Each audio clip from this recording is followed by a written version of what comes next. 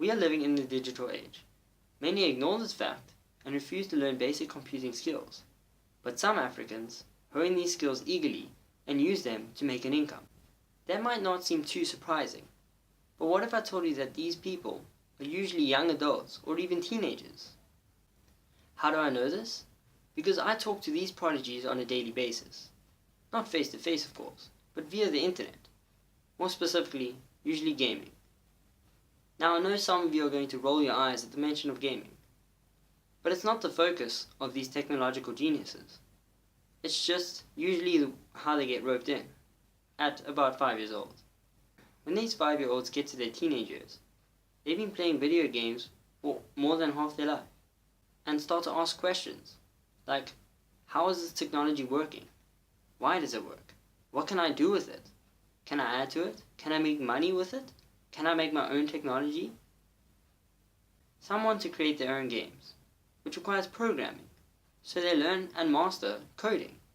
Others, like myself, find and use software to complement their gaming. And now, I enjoy video editing, not just for gameplay. Video editing is done by some gamers, to show off their gaming experience.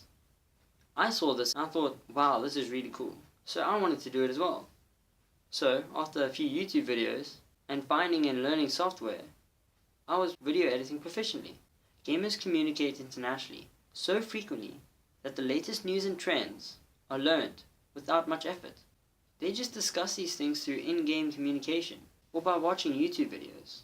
You see, even though formal education for programming and the usage of software is rare in Africa, these gamers still learn what they need to know.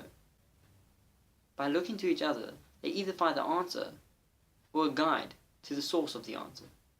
YouTube is a common source of education for gamers. I learned what video editing software to get and how to use it through YouTube.